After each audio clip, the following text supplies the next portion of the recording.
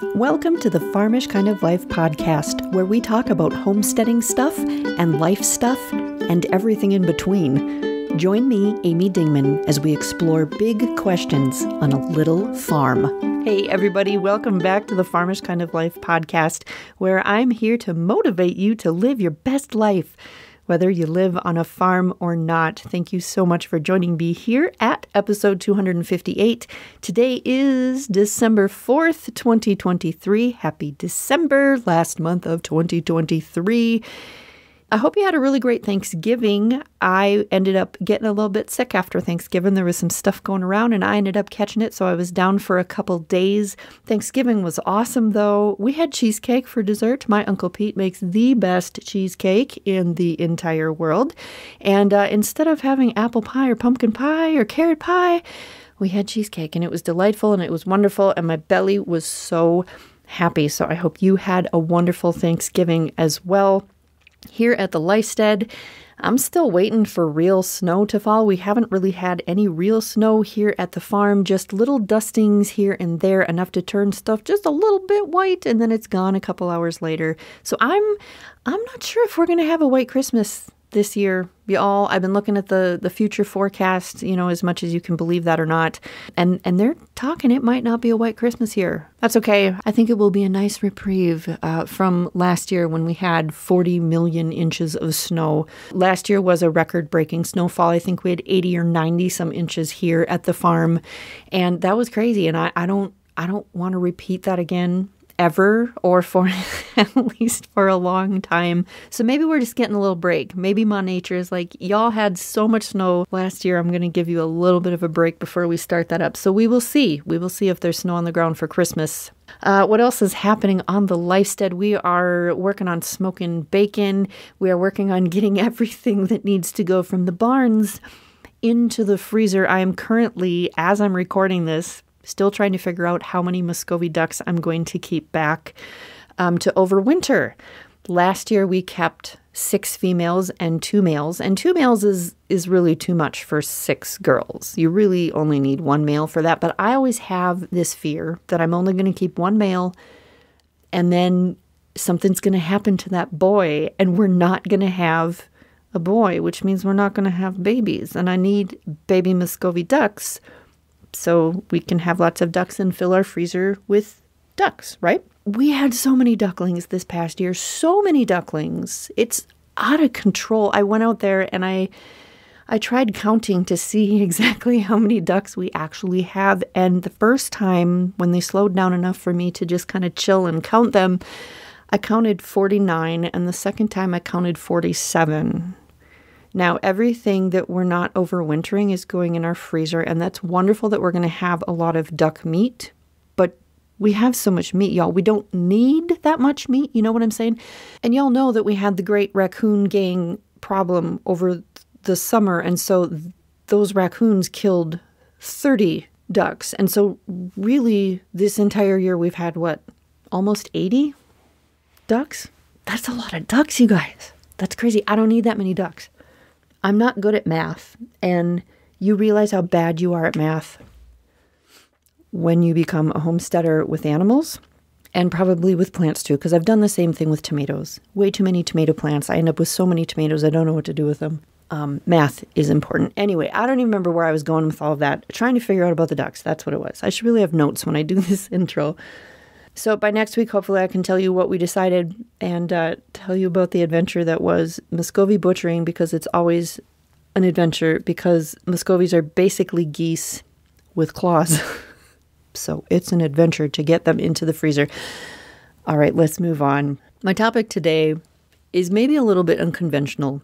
The title is Christmas is Not the Season of Giving. Now I'm going to tell you why I don't think about Christmas as a season of giving anymore. People always say that, oh, Christmas is a season of giving. I frame it a little bit differently now because it's what I need to do to explain all the awesome and all the stress of this season. Because saying, well, it's the season of giving just is this big glitch in my brain when things are stressful and overwhelming and all of that. So I think describing Christmas as the season of giving is a nice feeling. Okay, but I don't completely subscribe to it. And let me explain this. It's not that I don't like Christmas. You obviously know that I like Christmas. I'm not a Grinch.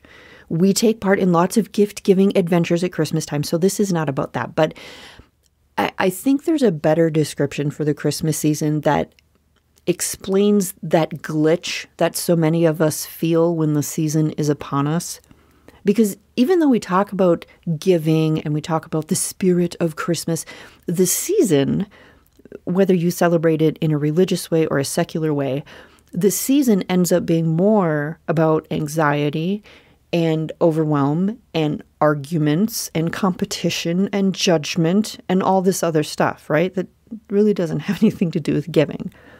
But we say that Christmas is about giving. And yet we're caught up in arguments about how early people should decorate for Christmas, or how many presents are too many presents for the grandparents to buy the grandkids.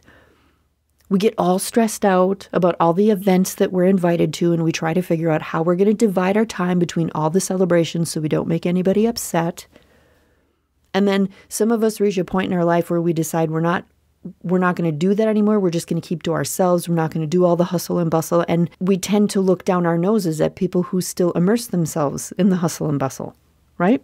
We say Christmas is about giving, but we're caught up in what's being served at the holiday meal and whether or not it fits with our diet.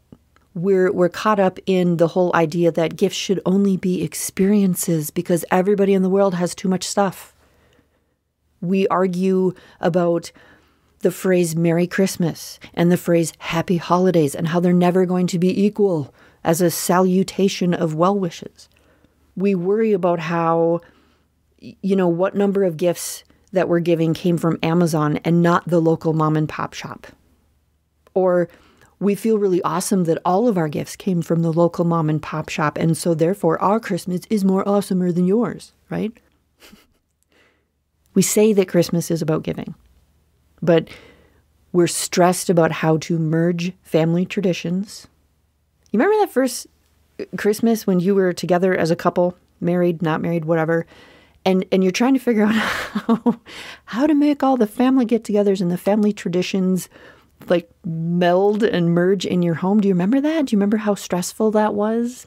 And how you realize, wait a second, you don't even realize how differently you celebrate Christmas than your significant other celebrated Christmas, and how your traditions are so different. You don't even realize that till you try to meld them all together and mash them all together. Do you remember that?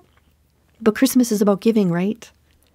We say Christmas is about giving, but we're wondering how in the world we're supposed to make all the cookies.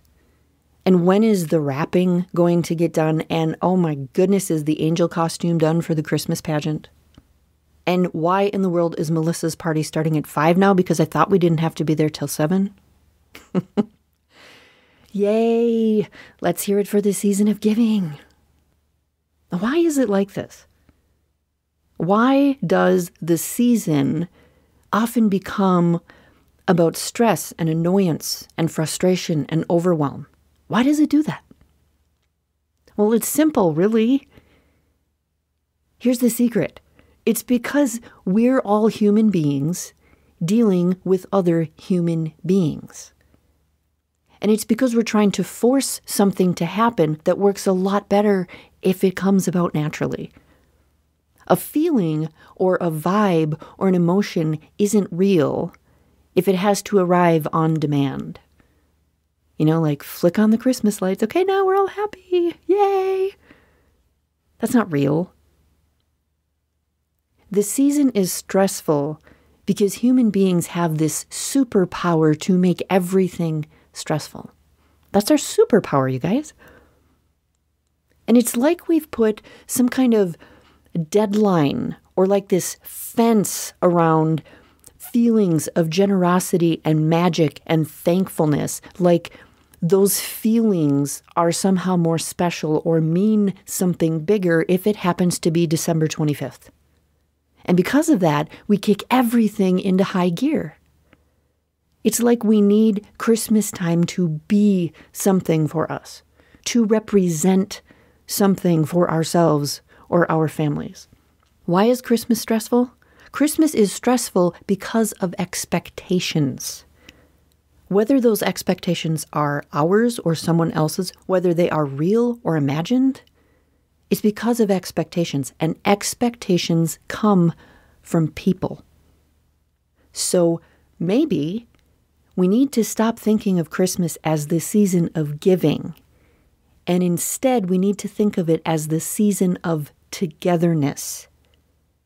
Christmas is the season of people being with other people, and that right there is what explains all the awesome and all the stress of the season. People being with other people. It's the togetherness. It's a season of togetherness. When we say that Christmas is the season of giving, there's this constant push of a million other things at Christmas that don't really seem to line up with giving, right? That's why we're stressed out, because it doesn't seem to line up with, oh, but it's the season of giving. But as a season of togetherness, it explains the many, many stressors that come up, that are sprinkled in and amongst all the fabulous parts that we love. Maybe reframing the season from a season of giving to a season of togetherness will help you just a little as you look at all of the awesome and all of the chaos.